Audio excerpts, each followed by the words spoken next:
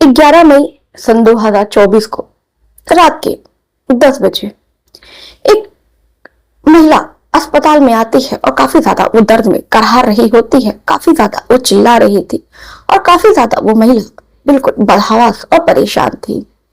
Doctor आते हैं और उसको देखते हैं और डॉक्टर जब उस महिला को देखते हैं तो बिल्कुल उनके पैरों तले जमीन खिसक जाती है। डॉक्टर ने अपनी जिंदगी में ऐसा केस पहली बार आया था और दोस्तों वो केस पहली बार ही नहीं, भारत में पहला ऐसा दर्दनाक केस डॉक्टरों के सामने आया था।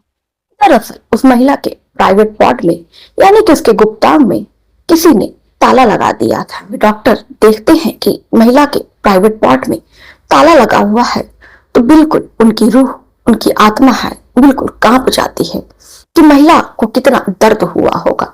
तो दोस्तों आज की जो घटना है काफी ज्यादा दिल को दहला देने वाली घटना है और दोस्तों और इससे समाज को सीख देने वाली भी घटना है, तो इसलिए वीडियो को पूरा देखिएगा।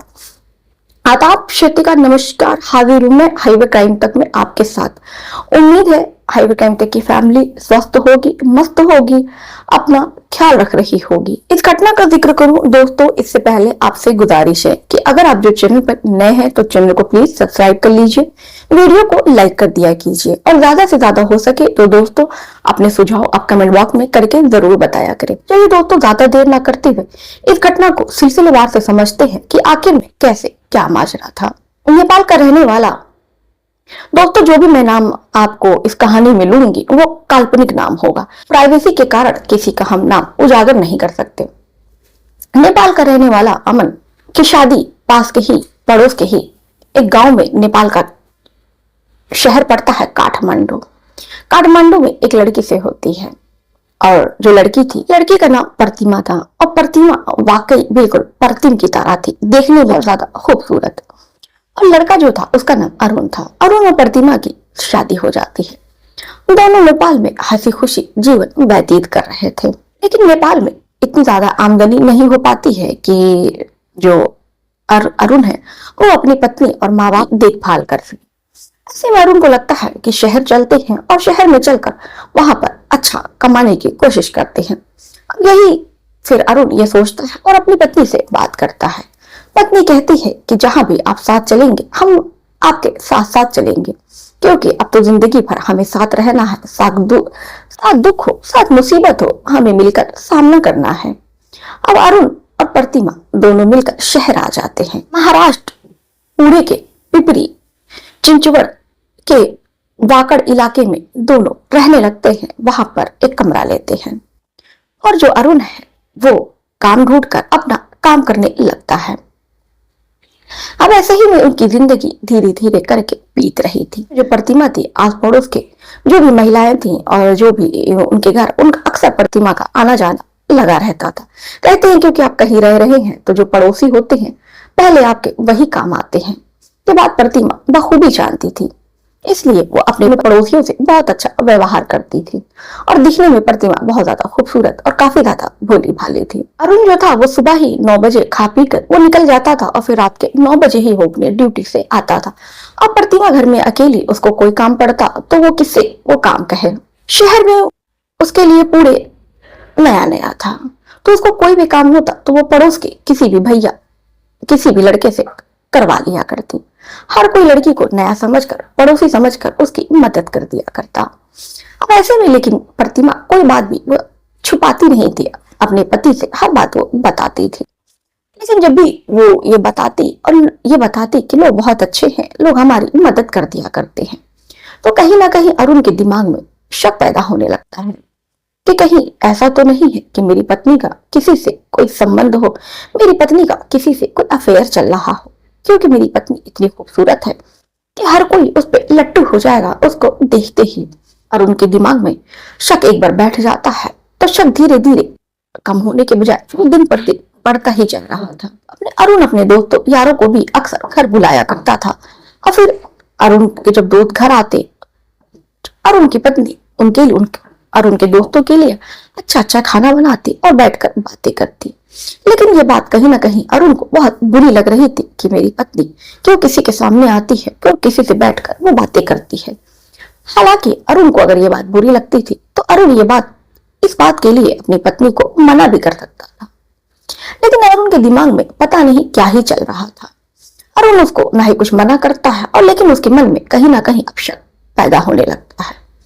ऐसा ही एक दिन वो अपने काम पर गया हुआ था और किसी कारणवश उसकी तबीयत ठीक नहीं थी। वो घर चला आता है, तभी देखता है कि उसका दोस्त उसके घर पर बैठा हुआ है। अब जब वो दोस्त को देखता है तो उसके पैरों तले जमीन खिसक जाती है। अब उसको लगने लगता है कि बस करो, ये जो दोस्त है बिना मेरी परमिशन के आया और उसने मुझे बताया भी नहीं।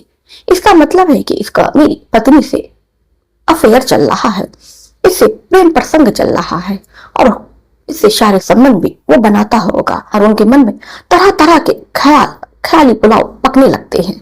फिर अरुण सोचता है कि मेरी कहीं ऐसा तो नहीं कि मेरी पत्नी इससे शारीरिक संबंध भी बनाती हो। अरुण यही सब सोचता है और वो अपने दोस्त से कुछ बोलता नहीं है और फिर कमरे में अंदर जाकर सो जाता है।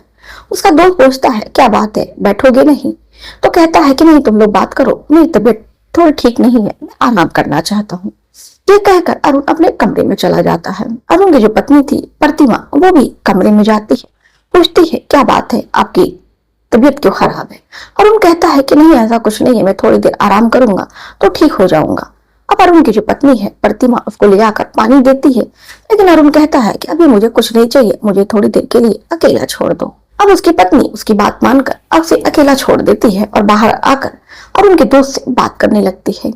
और फिर अरुण के दिमाग में तभी न जाने क्या क्या वहशी प्लान सोचने लगता है। अरुण के दिमाग में बहुत गंदे गंदे ख्याल आने लगते हैं अपने पत्नी के प्रति। अरुण को लगता है कि न जाने उसकी पत्नी का कितने लड़कों के साथ संबंध होगा, मेरी पत्नी न जाने कितनों के साथ सोती होगी, क्योंकि वो इतनी खूबसूरत है तो हर कोई उसको अपने पास सुलाने की कोशिश करता होगा।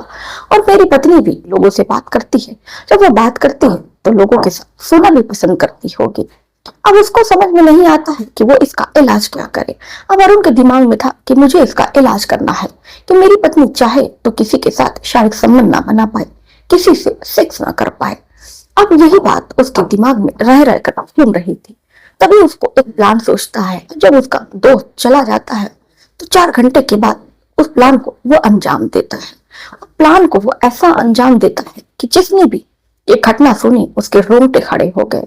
आप भी जब ये कहानी जब ये सुनेंगे ना तो आपके रोंगटे खड़े हो जाएंगे और आपकी रूह कांप जाएगी। रात के 8 बजते ही जो प्रतिमा है अपने पति के लिए खाना बनाती है।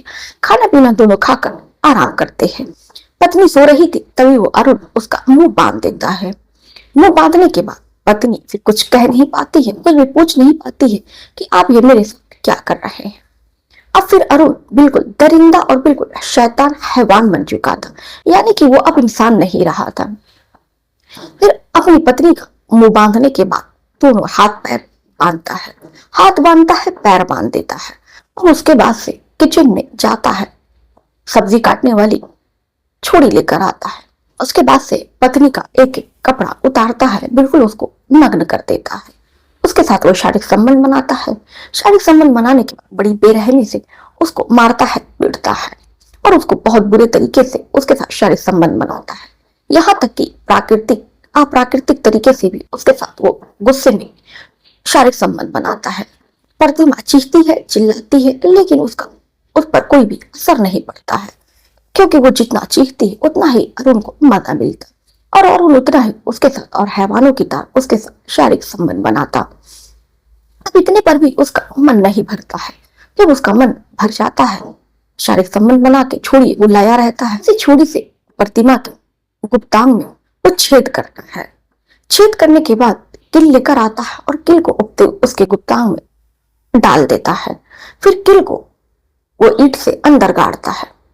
अब प्रतिमा दर्द के मारे इतना कढ़ा रही थी, ये चिल्ला रही थी, लेकिन उसके मुंह पर कपड़ा बंधा था तो इस वजह से जो उसकी आवाज है वो ज्यादा बाहर नहीं चल पा रही थी। और फिर उसके बाद से वो एक जंजीर लाता है। जंजीर लाने के बाद से प्रतिमा के गुप्तांग में पीतल का ताला लगा देता है और चाबी को वो फेंक देता है। प्रतिमा दर्द से कढ़ा रही थी, चिल्ला रही थी और बिल्कुल हाथ पैर जोड़ रही थी कि मुझे छोड़ दो, मुझे बख्श दो। लेकिन वो पति के नाम पर शैतान बन चुका था, हैवान बन चुका था। किसी तरह प्रतिमा कैसे भी करके खुद को छोड़ाते हैं और चीखते चिल्लाते प्रतिमा के मुंह से थोड़ा कपड़ा निकल जाता है। जैसे ही प्रतिमा के मुंह से थोड़ा कपड़ा निकल जाता है, प्रतिमा जोरों जोरों से चिल्लाने चीखने लगती है।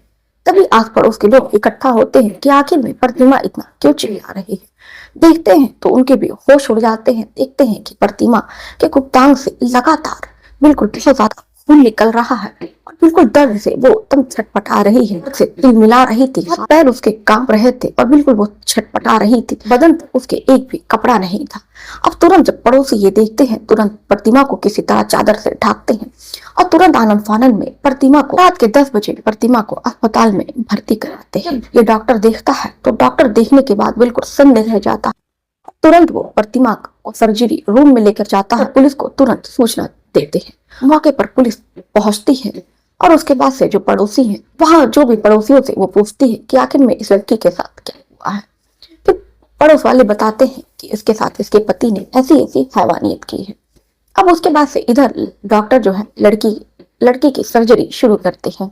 लड़की काफी ज्यादा गंभीर चोटें आई थी।